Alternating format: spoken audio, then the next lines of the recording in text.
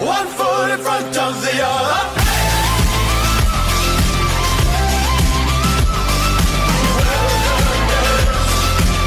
One foot in front of the other.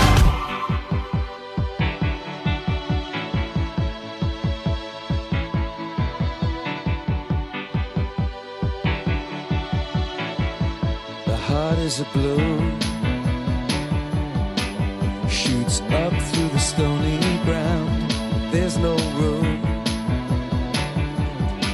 no space to rent in this town. You're out of luck, and the reason that you had to care, the traffic is stuck, and you're not moving anywhere. Comecei aos 8 anos, ao principio non empecé para competir, de feito tampouco me gustaba moito. As primeiras competicións as que fun, pois empecé a quedar cuarto, estuve en toda unha temporada quedando cuarto, competía con nenos 2 anos maiores que eu porque non había rapaces da miña categoría, empecé na canoa moi pronto. Bueno, ao final ves que quedas aí ás portas da medalla outra vez, entón iso levate a entrenar un pouquiño máis a ver se podes entrar nos postos de podium.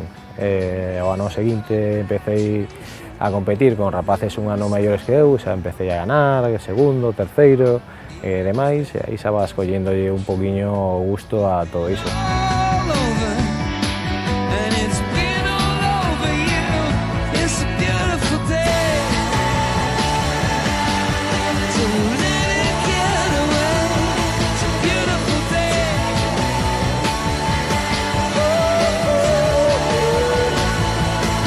Aos 14 anos fun a Pontevedra, a punto de cumplir os 15, eu era un máis do montón, éramos 5 canoístas, eu era o segundo peor. Había varios rapaces que eran bastante mellor que eu.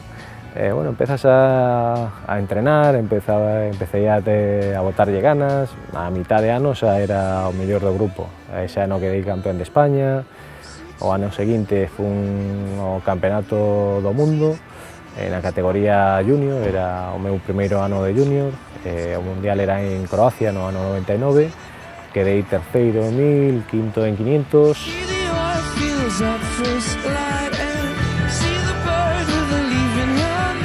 O 2000 foi un ano moi bonito, quedei campeón de Europa e terceiro na categoría junior, conseguín a praza para ir ás Olimpiadas de Sydney, fun como suplente, iba José Manuel Crespo como titular.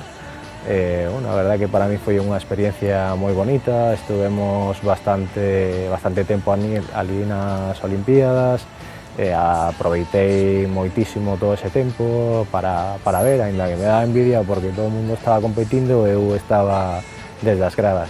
A única opción que podía haber para que eu competira era que alguén se lesionase ou pasase algunha cousa mala, entón, como tampouco desexaba iso, pois eu cheguei ali e nese momento pois sabía que podía pasar, que non competira, e así foi.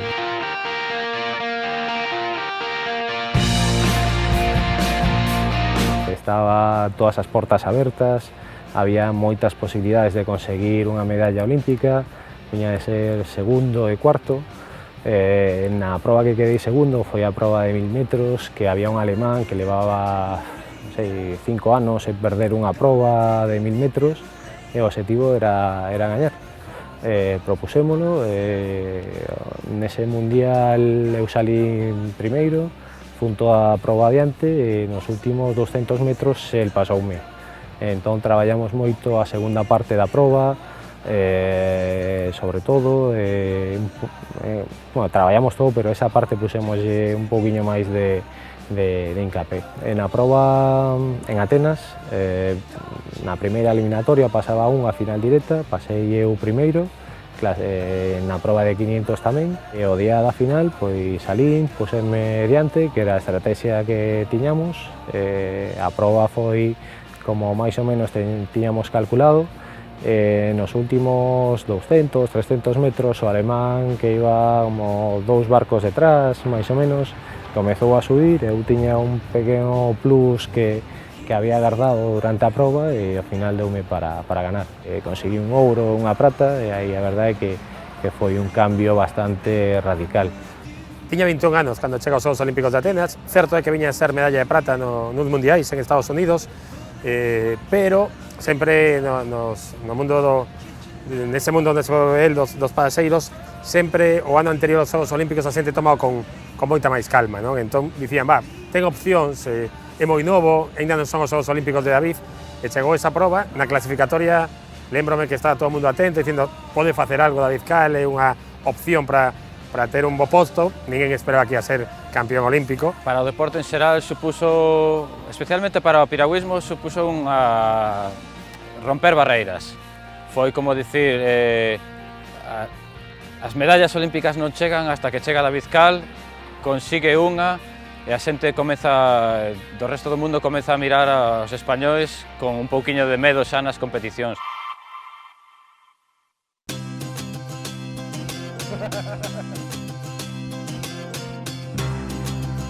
Vermella, Pontevedra, Costa Rica, Gladiator, Herederos da Cruz, Beautiful Day de U2, Mar, Andreas Dittmer, piragüismo, ciclismo ou atletismo, calquer traballador que se esforce, o surf, Oro entre brumas de Luis Melero, a de Vikingos, el ok, el pulgar para arriba, ¿no? El Facebook.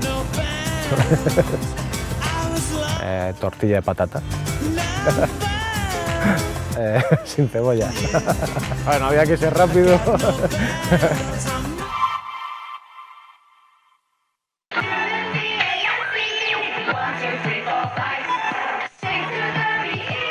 Para a Olimpiada de Pekín do 2008 tiñamos que conseguir a praza no mundial anterior, no 2007. Ese ano quedei campeón do mundo e terceiro, con iso conseguimos o pasaporte, clasificábamos 6 primeiros. Tiñamos o problema do calor, que eu non levaba nada ben, había moita humedade, tuvemos que facer unha aclimatación especial para poder competir en condicións óptimas alí. Entrenamos en Salamanca, nunha zona que facía moito calor. Chegou a Olimpiada e quedei segundo nas dúas distancias e, bueno, a verdade é que foi un resultado moi bo. Había xente o mellor que esperaba os 2 ouros a base de repetir que era o obxectivo, pero era unha Olimpiada xa é moi importante e conseguir 2 pratas a verdade é que todo un honor. Podemos estar de acordo de como se fixo, como non se fixo, como traballou, como non. Pero os resultados aí están, e donde hai resultados solo falo de min, solo agradecerlle o que fixo polo meu deporte. Cheguei de Pekín e o seguinte obxectivo pois era Londres 2012.